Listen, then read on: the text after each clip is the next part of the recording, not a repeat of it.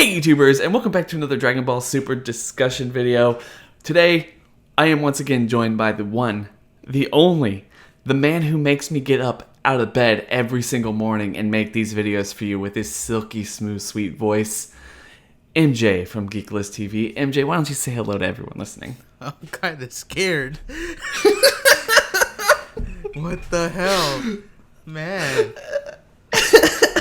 You regret meeting me. I hope our GFs don't hear this shit. Brokeback Mountain 2.0, bro. No, I'm just kidding. I'm just kidding, guys. Don't click off the video. It's the El Capitan of GeekListTV. MJ here. Let's talk about Jiren-sama.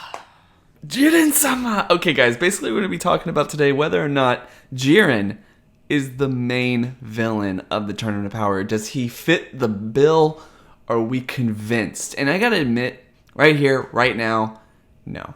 I'm not convinced at all. Absolutely not. I don't think, for the life of me, he just doesn't fit the bill. What would, like, without going into any real specifics, like, what are your thoughts? Do you think he does, or do you think he doesn't? As of right now, no, I don't think he does. But, I mean, obviously, tons of people have done videos on, like, if the Grand Priest will be the main villain, or if, like, Zarama or Zeno, whoever, is going to be the main villain. That's kind of going off topic. But as of right now, we're 3 episodes into Tournament of Power. As of right now, I don't see him actually being, like, the main villain or the main antagonist. I think that's a better word, right?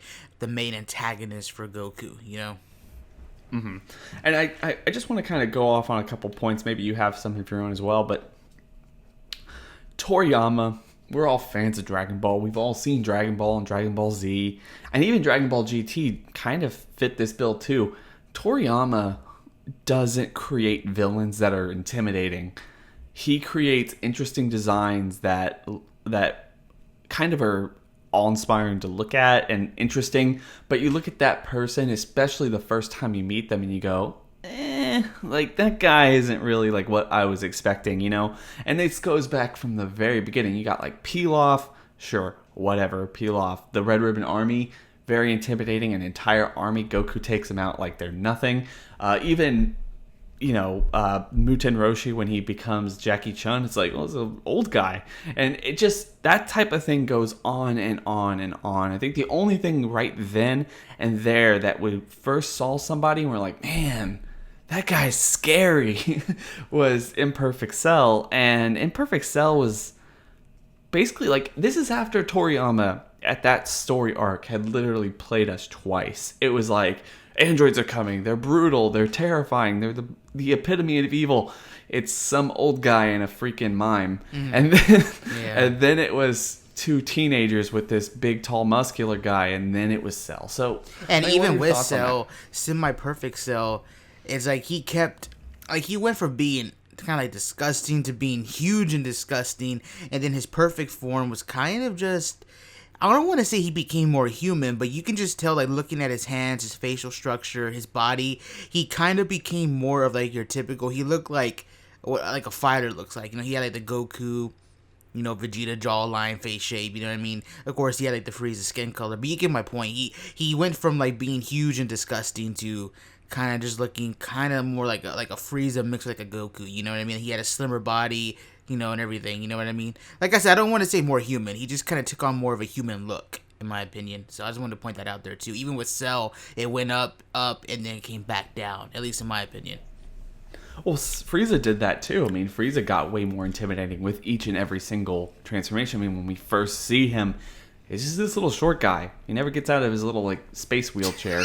and then he comes in, he's just like super big and huge with like horns and shit, and he's like stabbing Krillin and giving him PTSD, and it's like, oh man. And then he turns into like a freaking xenomorph, and you're like, oh man, like this guy's next transformation is gonna be fucking like ferocious and horrifying and all this other stuff, and it's just like a bald midget, like I don't even know, it's just like another mime type of character, and it's like, oh, that's not really like, even sitting there like at that moment, they're like, oh my god, this guy's really strong. But even Vegeta was just like, you're nothing. Like, you should have stayed in that third form, you little bitch. And then like, you sit there and know just how strong they are. They're not physically intimidating, but their powers are very intimidating. And And even in Super has done that. GT did that. I mean, GT really did that when Baby started. It's like this little freaking kid, like it is a baby. Like a baby's gonna force all these people to fight, and then he turned into a golden Azar, and oh my god. But not necessarily dealing with GT a lot. The Shadow Dragons were more comical than they were actually ferocious. And Omega looked kind of ferocious though. Oh well, yeah, like. Oh, and Nova and all, yeah, but those guys look pretty badass. But that's after like the fodder that we got and all the talk in the couple episodes that we got from that arc.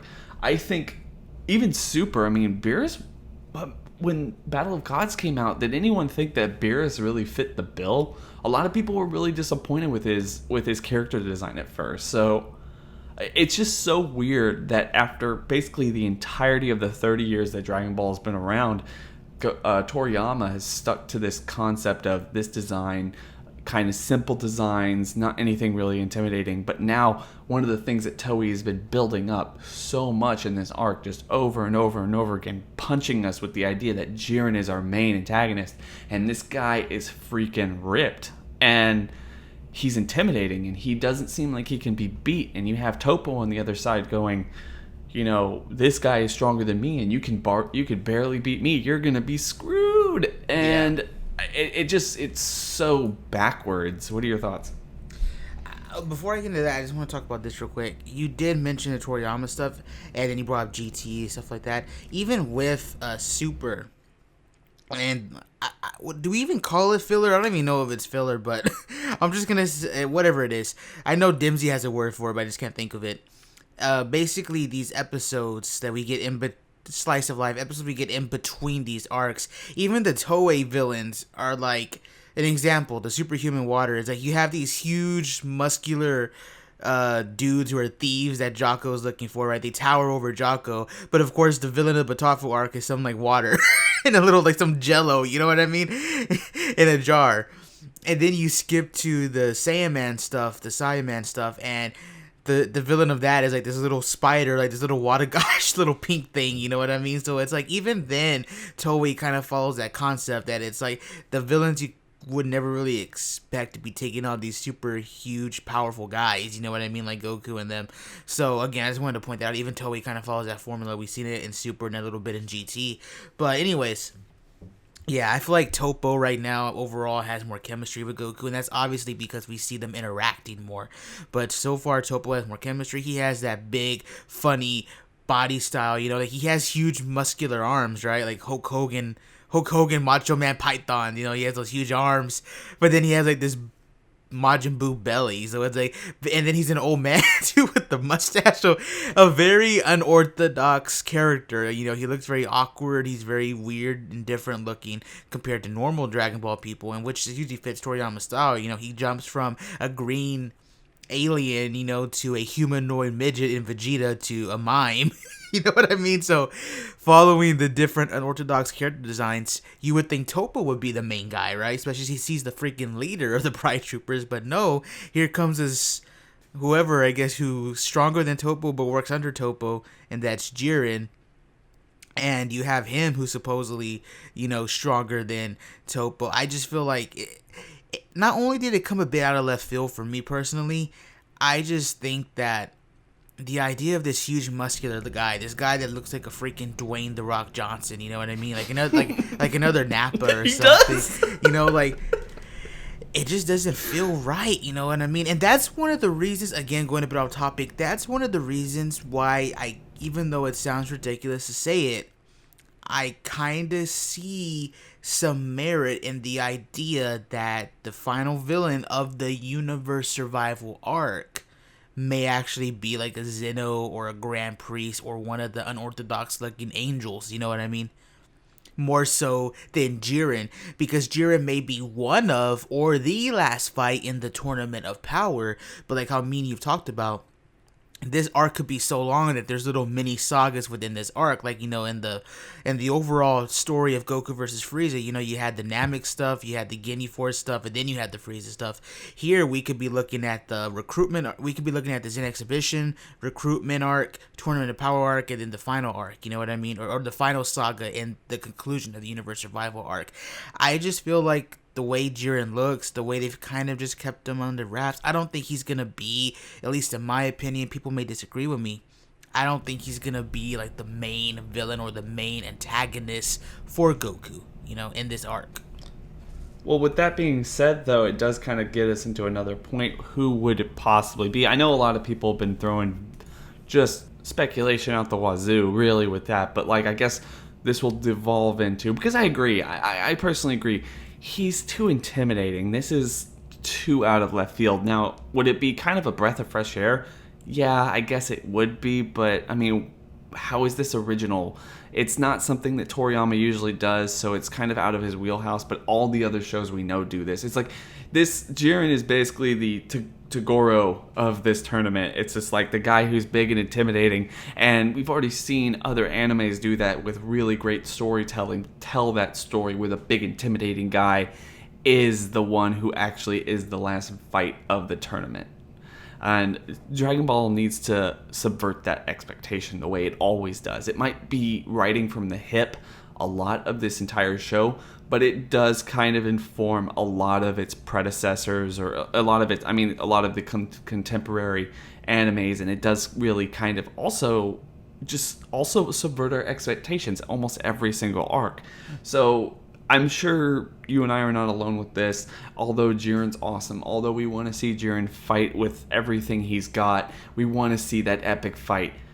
I think you and I agree. This is just the middle of a much bigger arc that they're telling here, and I'd want, even though the tournament might actually, I guess to the extent the tournament might actually finish or get incredibly close to finishing, I'm still of the mindset that someone's going to be interrupting or something's going to change to completely take us off the path that we're on right now, and we're going to shift focus to who is the main threat here. So with that being said, who do you think is the main threat? Just to give a quick prediction, I would probably say an Angel.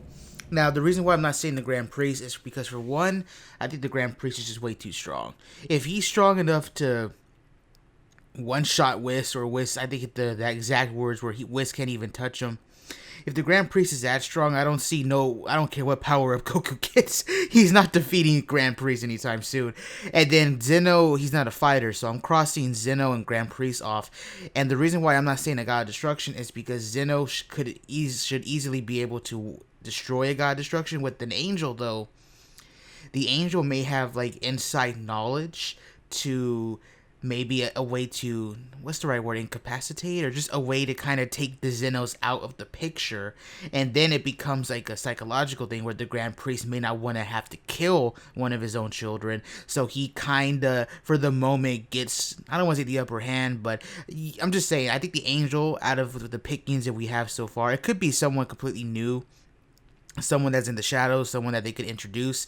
I just think, going off of the way this arc has been told, because like I said, I do see some merit in those theory videos, I think an Angel probably could work as a villain. There are some weird, unorthodox angels, the way they look, so I could definitely see them being one of the main villain, or the main villain, and that's who Goku, maybe Jiren, Hit, whoever else have to fight. Like I said before, just going off of the way Jiren looks, and Toriyama's track record, and even Toei for that matter, I just feel like Jiren is not going to be the main final villain, the main final antagonist, or the main final fight for Goku in this arc. Yeah, they may fight, and it may be a badass fight, but I just don't see it as being the main thing. I think an Angel could probably be a candidate for that, just for those few reasons I mentioned. God Destruction, Topo and Jiren are already towing the line of being, at least Jiren anyways, is already being the strongest them. So having a God Destruction be that, I think we need to step it up and have it be an Angel, So, and plus, like I said, it plays a psychological part with the Grand Priest. Maybe that's why the Grand Priest doesn't get involved, it's because it's his son or his daughter, Yeah, and I understand that as well. That would be pretty cool. Plus, also, it would kind of indicate why Zeno doesn't get involved either. Zeno just might think it's freaking hilarious. Oh my god, you're gonna fight the angels, haha. Cause, why would he care? It's if it gets out of hand, then everyone's gone. I'll just destroy the entirety of the multiverse. It doesn't matter to him. We've already seen him do it once. That's fine. And I agree with you. Honestly, I think, though, if they're going to do it, I hope they don't do some kind of angel or deity type of person. We just got out of an arc. I know a lot of people like the Grand Priest or an Angel or maybe it's Zeno. First of all, I think the Zeno theory, the one that you and I came up with, more so your theory, way back in the day, like before all even the exhibition stuff started, with the idea that maybe Zamasu's going to be a double villain like Piccolo was in Dragon Ball. That's an awesome theory, and I still to this day really like it. A lot of people didn't like it though. Whatever. They're free to have their own subjective opinion. I think I personally like that idea. It's probably not going to happen. I don't necessarily see the Zenos staying two Zenos for very long, just because it was basically the only thing that we really got out of the Future Trunks arc that basically informed our entire timeline that we've been dealing with this entire series, not just Dragon Ball Z and Super. So I just feel like that's something they're setting up, so that's why it made sense to me. I don't see it happening, or at least not happening right now, because I feel like it's going too far too quickly and not giving Super enough time to grow, unless that kind of builds into when Zeno's gone or both Zenos are gone, then it puts the multiverse in crisis and people have to start determining who's going to be the new Zeno, and that would be a cool thought process. Like, that would be a cool story arc and a nice conclusion to this, where it's like, well, there's chaos now, and then it ends with a new Zeno being appointed, and the whole kid thing was just more of a joke than it was actually showing a kid ruling the entire universe, because they were always, I guess, aiming for this. Who knows? I personally like the idea of it being immortal, though. We just got done with an arc where we were fighting gods. We were fighting someone who crowned himself, the god. And I feel like we shouldn't go back that quickly. We shouldn't go to angels. Angels are too strong. Gods are too strong. We basically did say a couple episodes back that there was a mortal that can rival a god of destruction. Potentially that person is in this tournament. Maybe not. Maybe they're saving that for the other day. Actually, I want to talk about it real quick. Yeah. I don't think that person is in the tournament. Now, I know people are going to say, well, hey, man, I think you're missing the whole point of the conversation there. No. The point of that conversation is that Whis says, Goku asks him, and Whis replies. Goku says, hey, what are our odds in the Tournament of Power? And Whis says, I don't know, because I don't know much about the other universes, but there is a mortal who is stronger than a god. There is a mortal in one universe that a god of destruction cannot defeat, and that god of destruction happens to be stronger than Beerus because he beat Beerus in an arm wrestling match. Now, he didn't specifically say he is in the tournament. He just said, I don't know that much about the other universes, but I heard there's a mortal in one of the universes. So he's saying anything is possible because in one universe there lives a mortal strong enough to defeat or at least rival God of Destruction. So he is saying your odds, who knows, because I don't know. You know what I mean? That's what he was basically saying. Plus, this kind of, I don't want to say it debunks it, but I just want to say this. They already know who Jiren is. Goku specifically comes back up on his exhibition platform. Gohan asks, what did, Utopa was telling you? And he goes, there's someone even stronger than him. And then Beerus is like, and then Goku says his name, Jiren the Grey. I literally have the screenshot. And then Beerus goes, why are you so happy then if you're only as strong as their second guy? So Whis and Beerus already know the name Topo. They already know the Pride Trooper gimmick, because Topo basically told him what he was, and then they already know who Jiren is, and they know the power rank of Topo and Jiren, and they know he's from Universe 11. I just see, why didn't Whis mention that it could be that Jiren guy? Why didn't Whis mention, it could be that Topo guy? You know what I mean? Like, why didn't he mention if they already know these fighters' names? And it seems like Whis and Beerus know that God of Destruction pretty well, since Beerus fucking arm wrestled him. So he should have named the God of Destruction as well too, and he didn't. He didn't name the one from Universe 11, He didn't name any God of Destruction. So I just don't think this guy is in the tournament. If he is, then shit. But if he, I just don't think he is. You know what I mean? However, there is a cool theory that you told me about. You know what I mean? Just point that out there. The Yardrat one? The Yardrat one. Yeah, the Yardrat one. I'm going to link that video, both mine and MJ's. MJ and I came up with a theory about the Yardrat. And one thing I really like about this, I mentioned in another video I put up with Rakurai, this is a really cool concept that it would be interesting if Jiren the Grey Jiren the Gray, he's the guy. They're promoting him to be the big tough man at the block and all that other stuff. But consider the fact that there are multiverses, and each universe has a twin, and we know very little about most of the universes. We've gotten glimpses and pieces and everything else like that, but we know that Jiren and the Pride Troopers fight for truth and justice. They're basically the great Saiyaman if he, spanned the entire universe, and was just like a super nerdy with poses and all this other stuff, explosions. I'm still really mad that we didn't get to see Gohan like marking the fuck out from that, but whatever. Like, they should have done that. But I think that it's really interesting because their twin universe seemingly has the same, I guess, flair as the Universe 11 does, but they seem a lot more ferocious, where we get to see that one Teletubby-looking girl actually killed 2 bystanders for like no reason, where they laughed at her. Like, they laugh at her because they don't think that she's strong enough, and she literally kills them. And I can't imagine Jiren, like, that's in complete contrast to literally Topo getting into a suit and going to like interview people and get people on their team and stuff at a bar. It's like, that's really classy, and this girl just goes and kills people for like no reason. It'd be really interesting and just kind of like these guys are real big and muscular, strong, they have this organization, but this other universe that has like a Sailor Moon kind of aspect to it with the Yardratian that shouldn't be there and all this other stuff, those guys are really, really suspicious to me. Plus, they also have 2 fighters that are outlined. We don't necessarily know what they look like yet. They're hiding that stuff for a reason. And then you also have to think of Universe 4. They are potentially hiding people for a reason. I mean, this just keeps going on and on and on. You don't necessarily know, but there's a lot of aspects to it. Like, even the biography for the Universe 4 God Destruction says he's a rival to Beerus.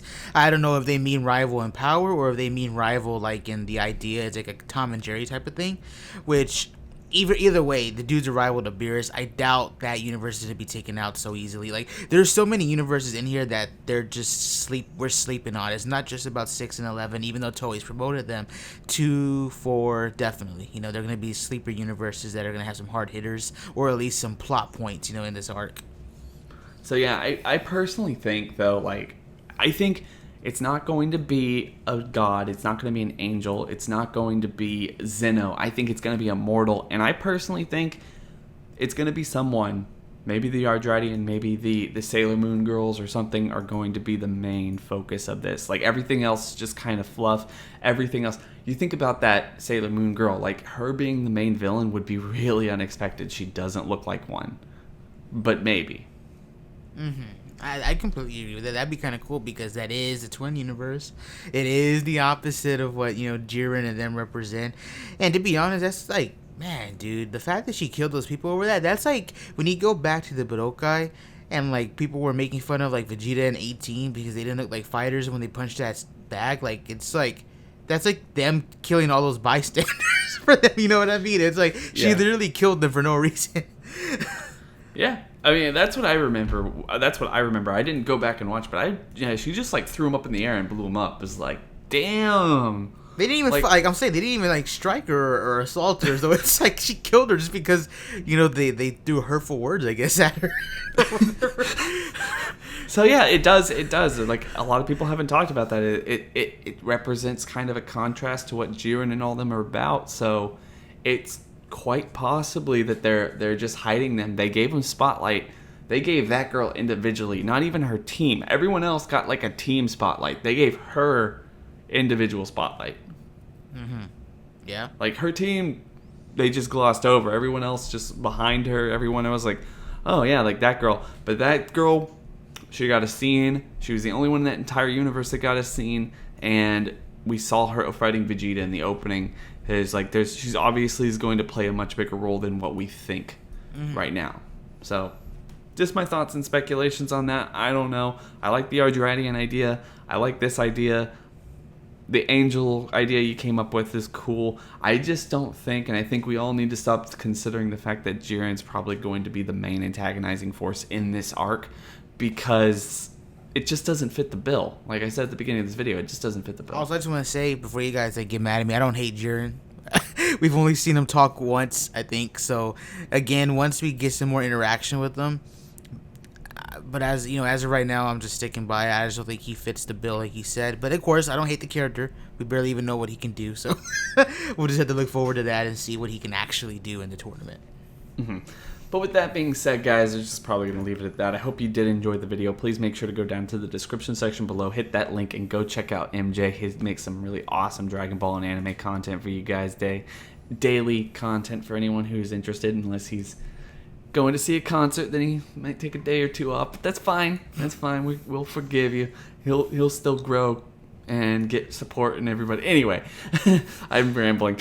Guys, I hope you did enjoy the video. Don't forget to like, comment, and subscribe. Don't forget to hit that bell over by the subscriber button to get notifications every single time I upload. Plus, then you can come very early and hashtag notification squad, and I'll probably see that. And anyway, guys, with that being said, we hope you have a good day. It's been real.